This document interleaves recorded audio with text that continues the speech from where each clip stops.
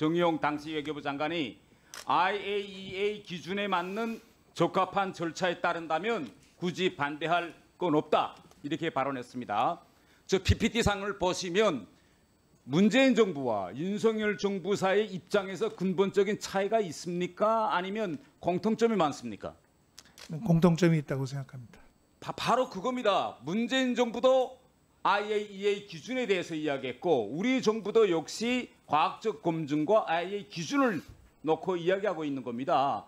그런데 해상 방류를 최악의 인권 파괴 선언이라고 이재명 대표가 규정했다면 그때 당시 2021년 4월 달에 그렇게 말해야죠. 다음 대영호 우리 의원님.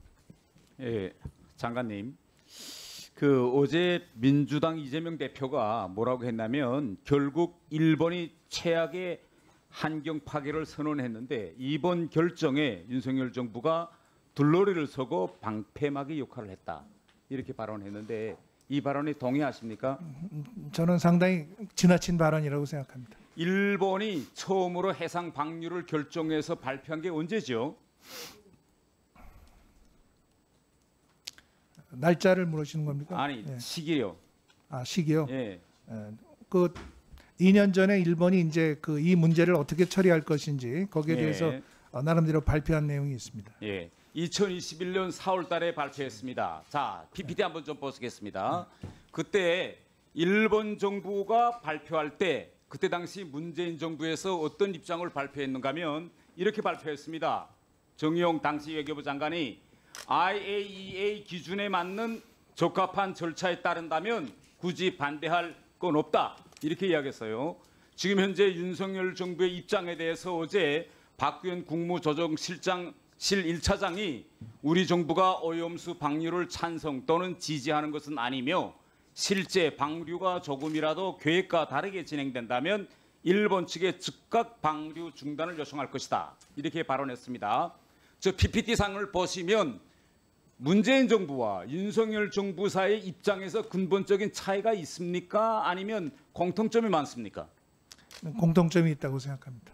바로 그겁니다. 문재인 정부도 IAEA 기준에 대해서 이야기했고 우리 정부도 역시 과학적 검증과 IAEA 기준을 놓고 이야기하고 있는 겁니다.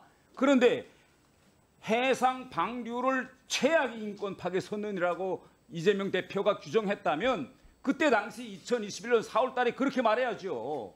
이거 해상에다 방류하는 건 최악의 인권 환경 파괴다.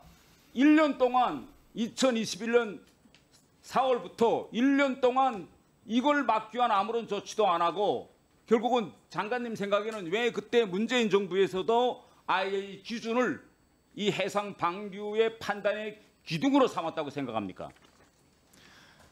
이전 정부에서도 이 문제에 대해서 나름대로 많은 검토를 한 것으로 알고 있습니다. 안전성 검증이라든지 또는 해양 방출에 여러 가지 관련된 내용들을 검토를 해서 만약에 어떤 그것이 아닌 다른 대안이 필요했다면 그 당시에 판단할 수 있었을 것으로 봅니다. 그러나 그러한 대안 검토는 하지 않은 것으로 알고 있습니다.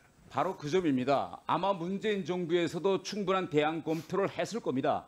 하다 보니 결국은 현재 우리 국제 공동체에 이미 기준 정해져 있는 룰, 원칙, 기준을 따져보니 저 이상 우리가 할 수 없는 이 IAEA 기준, 절차 이거밖에 없기 때문에 문재인 정부도 저런 입장을 정립했다.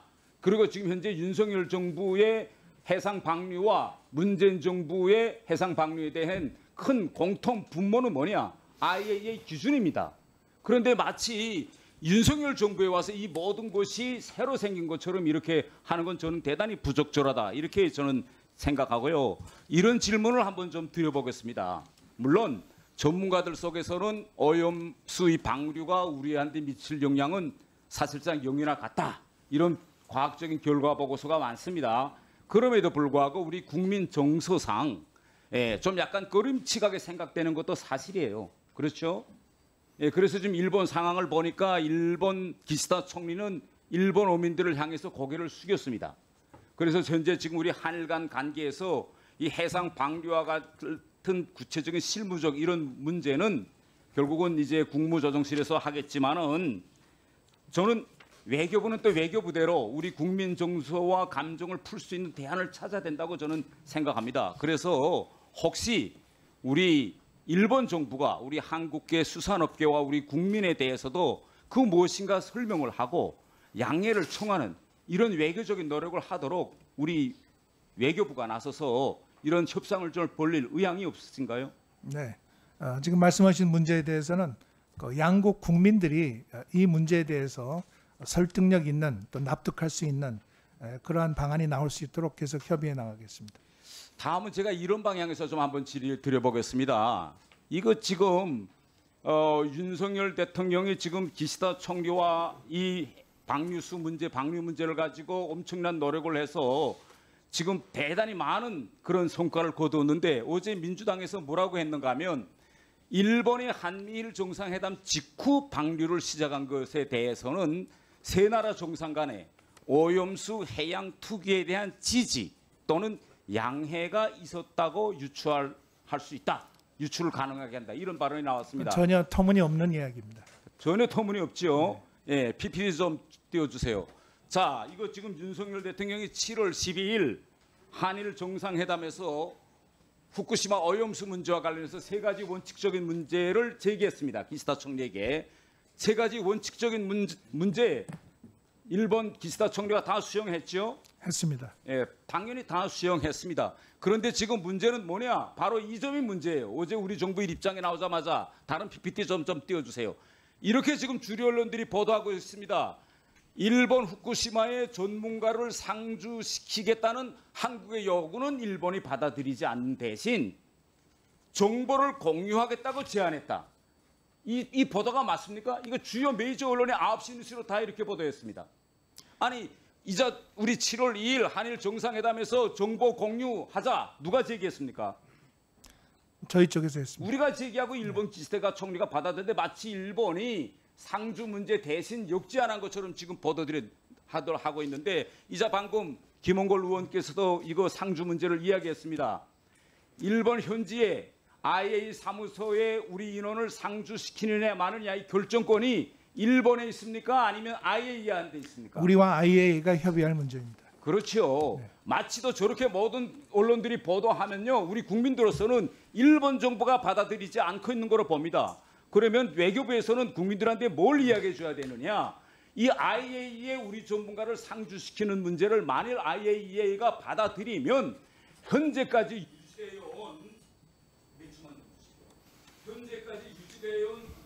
핵 안전 모니터링 기준과 절차가 다 무너진다. 이 점에 대해서 설명해 드려야 됩니다. 그런데 왜 IAEA가 우리 인원의 상주를 극력 반대하는지 이 점에 대해서는 좀 국민들에게 한번 좀 오늘 이 자리에서 말씀 좀 드려주십시오.